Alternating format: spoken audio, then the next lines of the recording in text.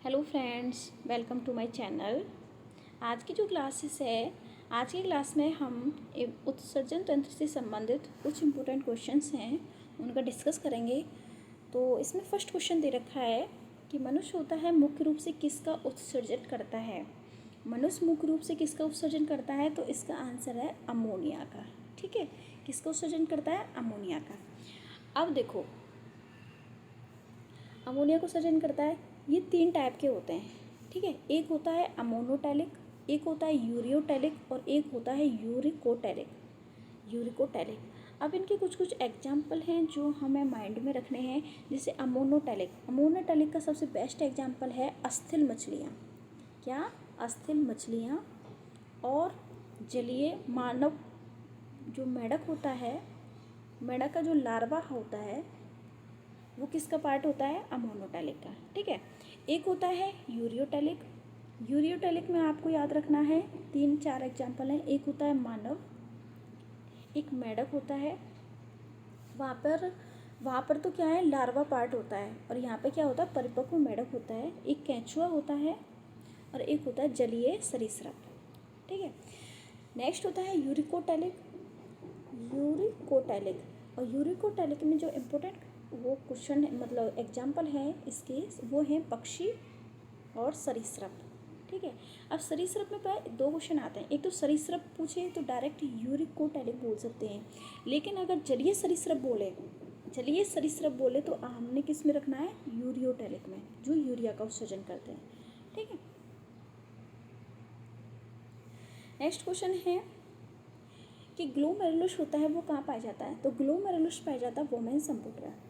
एक कटोरेनुमा आकृति होती है जिसके अंदर क्या होती है, ऐसे ग्लोमेरुलस होता है, वो जाल के रूप में एकत्रित रहता है।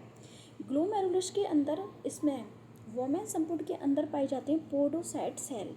क्या पाई जाती हैं? पोडोसाइट सेल्स, जो किसका निर्माण करती हैं? ग्लोमेरुलस का। ठीक है, तो इसका आंसर क्या आ जाएगा? ग्लोमेरुलस। नेक्स्ट क्वेश्चन है इसमें कि मनुष्य में वृक्क एक तंत्र है जो किसका पार्ट है? तो वो है उत्सर्जन का। ठीक है, वृक्क होता है मतलब किडनी, तो वो किसका पार्ट है? उत्सर्जन का। नेक्स्ट क्वेश्चन है यूरियोटैलिक होता है किस में पाया जाता है? मैंने अभी 3 टाइप बताए थे, अमोनोटैलिक, यूरियोटैलिक और यूरिकोटैलिक। तो यूरियोटैलिक की जो बेस्ट एग्जाम्पल है वो है एक मानव, एक मेढक और एक उपास्थल मछलियाँ और एक जलीय सरीसृप। तो यहाँ पे इसमें ऑप्शन के अकॉर्डिंग इसका आंसर क्या हो जाएगा? मानव एवं मेढक। ऑप्शन नंबर डी होता है इसमें राइट आंसर है। नेक्स्ट क्वेश्चन है कि मनुष्य की जो वृक्क होता है, मतलब वृक्क की संरचनात्मक क्रियात्मक इकाई क्या होती है? मतलब किडनी की जो संरचनात्मक और क्रियात्मक इकाई होती है वो क्या होती है? तो वो होती है वृक्क नलिका, जिसको अपन बोलते हैं नेफ्रॉन। ठीक है, नेक्स्ट क्वेश्चन है कि मूत्र बनते समय परानिषेधन होता है, मतलब कहाँ होता है परानिषेधन? तो परानिषेधन सर्वाधिक होता है वोमेन संपुट में। ठीक है, परानिषेधन को बोलते हैं अल्ट्राफिल्ट्रेशन। तो अल्ट्राफिल्ट्रेशन होता है वो कहाँ होता है? वोमेन संपुट में। एक क्वेश्चन आता है कि सर्वाधिक जो अवशोषण होता है, अवशोषण कहाँ होता है? तो वो होता है पीसीटी में। शायद आगे एक क्वेश्चन भी है इसमें, समीपस्थ नलिका को हम बोलते हैं पीसीटी। क्या बोलते हैं? पीसीटी, जिसमें सबसे इम्पोर्टेंट क्वेश्चन होता है कि सर्वाधिक जो अवशोषण होता है वो होता है पीसीटी में। ठीक है, नेक्स्ट क्वेश्चन की तरफ चलते हैं अपन। नेक्स्ट क्वेश्चन नंबर 7 है कि जो वृक्क के मूत्र के निर्माण के समय निम्नलिखित घटनाओं को उचित क्रम में व्यवस्थित कीजिए। मतलब इनका क्रम बनाना है कि पहले स्थान पर कौन सा है, दूसरे पे क्या है। तो सबसे पहले होता है ग्लोमेरुलर फिल्ट्रेशन होता है, पहले स्थान पर फर्स्ट आएगा। नेक्स्ट होता है, उसके बाद होता है रीएब्जॉर्प्शन। ठीक है, फिर क्या होगा? अवशोषण करेंगे, पुनः अवशोषण होगा। आफ्टर दैट होगा सीक्रेशन।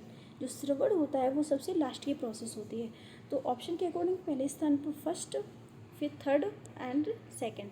तो ऑप्शन नंबर बी है जो इसमें राइट माना जाएगा। नेक्स्ट क्वेश्चन है कि एक मनुष्य होता है जो भोजन में प्रोटीन सर्वाधिक लेता है, तो कौन सा पदार्थ अत्यधिक उत्सर्जित करेगा? ये यहाँ पर थोड़ा मिस्टेक है, ये नहीं है, ये रिपीटेड हो गया है। तो क्वेश्चन ये है, क्वेश्चन नंबर 8 है कि मनुष्य होता है जो प्रोटीन लेता है तो वो सर्वाधिक किसका उत्सर्जन करेगा? तो वो सर्वाधिक जो उत्सर्जन करेगा वो करेगा यूरिया और यूरिक अम्ल का। ठीक है, अगर कोई व्यक्ति प्रोटीन सर्वाधिक खाता है तो वो उत्सर्जन किसका करेगा, यूरिया और यूरिक अम्ल का। नेक्स्ट क्वेश्चन नंबर 9 है कि नाइट्रोजन युक्त जो कौन सा पदार्थ अत्यधिक विषैला होता है। तो मैंने अभी तीन टाइप बताए थे, एक अमोनोटैलिक, एक यूरियोटैलिक और एक होता है यूरिकोटैलिक। इनका विषाक्तता का क्रम भी यही होता है, फर्स्ट में अमोनोटैलिक होते हैं, सेकंड पे यूरियोटैलिक होते हैं और थर्ड पे होते हैं यूरिकोटैलिक। तो इसमें फर्स्ट नंबर पे कौन सा आएगा,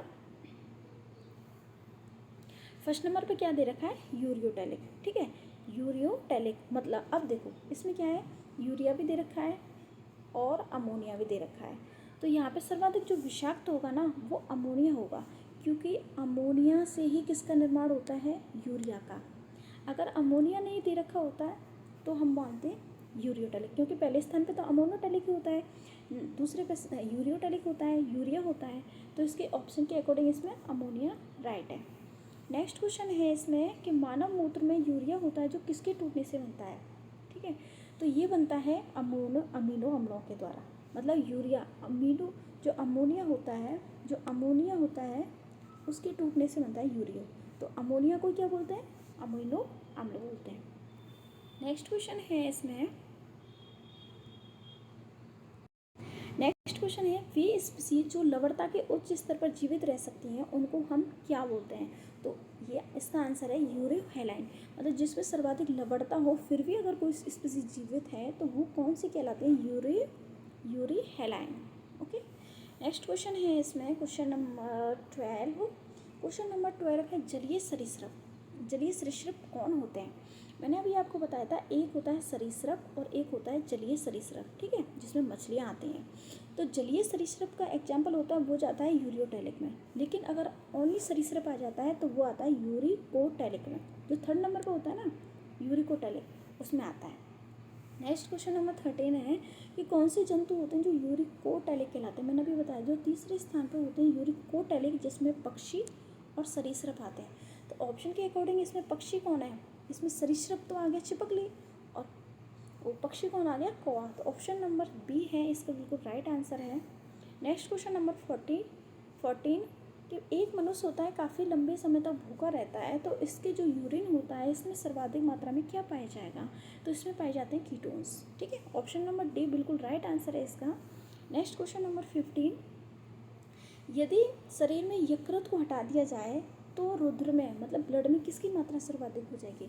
भाई एक होता है हमारा लीवर होता है जिसको यकृत बोलते हैं, अगर उसमें से हम यकृत को हटा दें, और हाँ यकृत का कार्य क्या होता है, यूरिया का निर्माण होता है यकृत के अंदर। अगर इसको हटा दें हम तो सर्वाधिक क्या बढ़ेगा, यूरिया भी बढ़ेगा।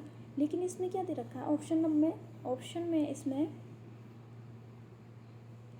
इसमें अमोनिया भी दे रखा है, यूरिया भी दे रखा है, लेकिन पहले स्थान पे अमोनिया आएगा। आंसर इसमें ऑप्शन नंबर ए राइट होगा।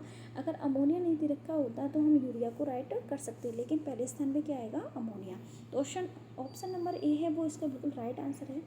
नेक्स्ट क्वेश्चन नंबर जो 16 है वो क्वेश्चन है कि कौन सा प्रदूषक होता है जो किडनी, वृक्क और यकृत में एकत्रित होता है। तो वो होता है मरकरी। ठीक है, मरकरी जिसको बोलते हैं Hg, जिसके कारण कौन सा रोग होता है, मिनी माता। ठीक है, क्या रोग होता है, मिनी माता। ऑप्शन नंबर बी है जो राइट है।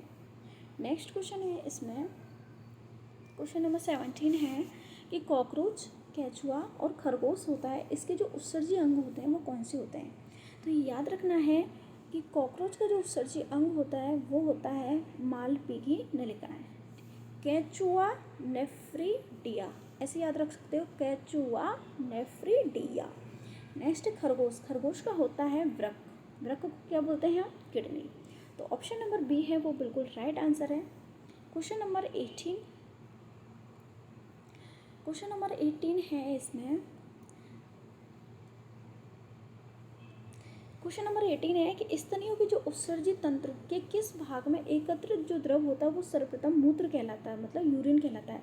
मतलब कौन से पार्ट में, इनमें से कौन से पार्ट में अगर वो एकत्रित है ब्लड मतलब यूरिन, तो कब कहलाता है। तो यूरिन कब कहलाएगा, वो कहलाएगा जब वो एकत्रित होगा संग्राहक नलिका में।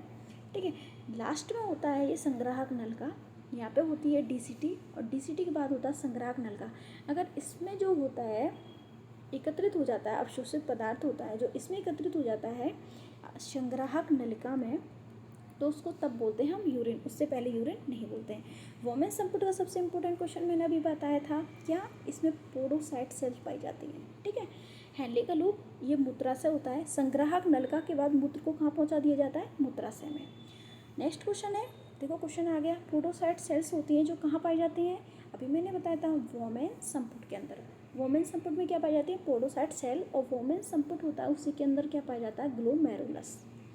नेक्स्ट क्वेश्चन है इसमें, ईडीएच जल पारगम्यता को बढ़ाता है, मतलब ईडीएच होता है जिसको एंटी डायूरेटिक हार्मोन्स बोलते हैं, जिसका दूसरा नाम होता है वैसोप्रेशन हार्मोन, ठीक है। ये जो जल की पारगम्यता वो कहाँ बढ़ाता है, तो इसका आंसर है डीसीटी में, दूरस्थ कुंडलित नलिका में, ठीक है। इस ऑप्शन नंबर बी इसका राइट है। नेक्स्ट क्वेश्चन नंबर 21 है कि नेफ्रॉन होता है उसमें पूर्ण रूप से अवशोषित करता है, मतलब जो नेफ्रॉन्स होते हैं वो पूर्ण रूप से किसका अवशोषण करते हैं, तो वो करते हैं ग्लूकोज का, ठीक है। क्योंकि अवशोषण करना भी आवश्यक है, ग्लूकोज को निकाल नहीं सकते, इसका उत्सर्जन नहीं कर सकते, क्योंकि हमारे शरीर के लिए आवश्यक अवयव है, तो इसलिए इसका option number C is right answer. Next question number 22 है कि एडीएच की जो अनुपस्थिति में कौन सी बीमारी होती है, मतलब एडीएच को बोलते हैं एंटी डायूरेटिक हार्मोन, जिसी को बोलते हैं हम वैसोप्रेशन हार्मोन। अगर इसकी कमी है तो व्यक्ति को क्या होता है, जो यूरिन होता है ना वो बार बार आता है, तो इसको बोलते हैं हम diabetes insipidus. Option number B है वो बिल्कुल राइट आंसर है इसका। नेक्स्ट क्वेश्चन नंबर 23 है कि ब्लड डायलिसिस होती है वो क्या कहलाता है, जो डायलिसिस होती है ब्लड डायलिसिस को बोलते हैं हम कृत्रिम वृक्क, क्योंकि जो एक होता है अपना प्राकृतिक वृक्क होती है, प्राकृतिक किडनी होती है, वो ख़राब हो जाती हैं, ओके। क्योंकि अगर वो ख़राब हो गई तो फिर ब्लड का क्या नहीं होगा, फिल्ट्रेशन नहीं होगा, फिल्ट्रेशन नहीं होगा तो यूरिया की मात्रा ब्लड में बढ़ जाएगी, जो कि हमारे शरीर के लिए क्या है, घातक है। तो इसलिए ब्लड डायलिसिस किया जाता है, जिसको बोलते हैं अलग से की जाती है, कृत्रिम वृक्क बोलते हैं, ठीक है। नेक्स्ट क्वेश्चन नंबर 24 है कि हीमोडायलिसिस होती है वो किस बीमारी के रोग की सहायता करती है। हीमोडायलिसिस होती है ब्लड डायलिसिस को बोलते हैं हीमोडायलिसिस। अगर शरीर में यूरिया की मात्रा बढ़ गई, क्योंकि किडनी तो प्राकृतिक किडनी तो ख़राब हो चुकी है, तो उसके बाद वो किडनी कार्य नहीं कर रही है, उसके बाद शरीर में क्या बनेगा, ब्लड में क्या होगा, यूरिया बढ़ जाएगा, तो बीमारी क्या कहलाती है, यूरीमिया। नेक्स्ट क्वेश्चन नंबर 25 है इसमें कि मूत्र में सोडियम होता है, जो उत्सर्जन होता है किसके द्वारा नियंत्रित किया जाता है, ठीक है। तो एक होता है हमारी किडनी होती है, किडनी के दो पार्ट होते हैं, किडनी होती है, इसके ऊपर पाई जाती है एड्रिनल ग्लैंड्स, और किडनी के दो पार्ट होते हैं, एक होता है कॉर्टेक्स और एक होता है मेडुला होता है जो आंतरिक भाग होता है, और कॉर्टेक्स होता है बाहरी भाग। तो इसका जो वो राइट आंसर है कि सोडियम को जो नियंत्रित करता है वो करता है एडियन के कॉर्टेक्स भाग द्वारा, मतलब एड्रिनल जो ग्लैंड्स है उसके कॉर्टेक्स भाग के द्वारा इसका सोडियम का उत्सर्जन को नियंत्रित किया जाता है। नेक्स्ट क्वेश्चन नंबर 26 है कि मनुष्य के मूत्र का रंग पीला हो जाता है, क्यों होता है, मतलब किस पिगमेंट की अधिकता के कारण मूत्र का रंग होता है जो येलो हो जाता है, तो उसको बोलते हैं यूरोक्रोम। अगर यूरोक्रोम ज़्यादा हो गया तो यूरिन का जो कलर होगा वो कैसा हो जाएगा, येलो हो जाएगा।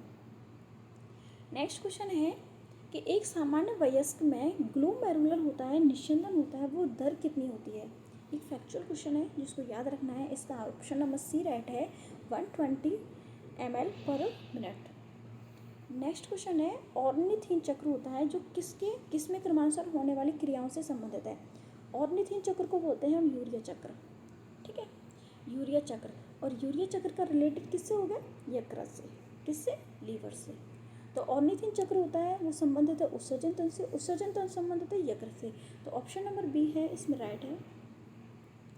नेक्स्ट क्वेश्चन है मूल निस्यंदन आयतन का कितने प्रतिशत हैंले के लूप में अवशोषित करने से पहले पुनः अवशोषित कर लिया जाता है, तो इसका आंसर है 75, मतलब अवशोषित किया जाता है कितना, 75% हमको ऑब्जर्वेशन करना होता है, अवशोषित करना होता है, रीएब्जॉर्प्शन।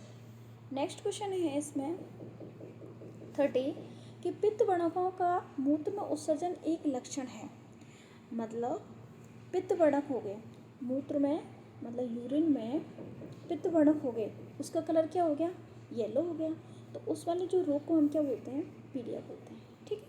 ऑप्शन नंबर डी है जो इसका राइट आंसर है। नेक्स्ट क्वेश्चन नंबर 31 है नेक्स्ट क्वेश्चन है कि यकृत में जो यूरिया चक्र होता है, जिसको अभी मैंने आंसर क्या दिया था, ऑर्निथिन चक्र भी बोलते हैं, ऑर्निथिन चक्र बोलते हैं। और इसकी जो खोज किसने की थी, तो ऑप्शन नंबर सी राइट होगा इसका, क्रेब्स एवं हेंसलेट ने। याद रखना है, दिस इज फैक्चुअल क्वेश्चन कि यूरिया चक्र बोलते हैं या ऑर्निथिन चक्र बोलते हैं, जिसका संबंध होता है यकृत से, तो उसकी खोज किसने की थी, क्रेब्स एवं हेंसलेट ने। नेक्स्ट क्वेश्चन है, क्वेश्चन नंबर 32 है, हीमेट्यूरिया का अर्थ क्या होता है। हीमेट्यूरिया, हीमेट्यूरिया का मतलब है कि मूत्र में रक्त है, मतलब यूरिन के साथ अगर ब्लड आता है तो उसको बोलते हैं हीमेट्यूरिया। नेक्स्ट क्वेश्चन नंबर 33 है, ये यहाँ पर हमने मैच करना है, ठीक है। तो इसमें मैच करना है हेनली लूप।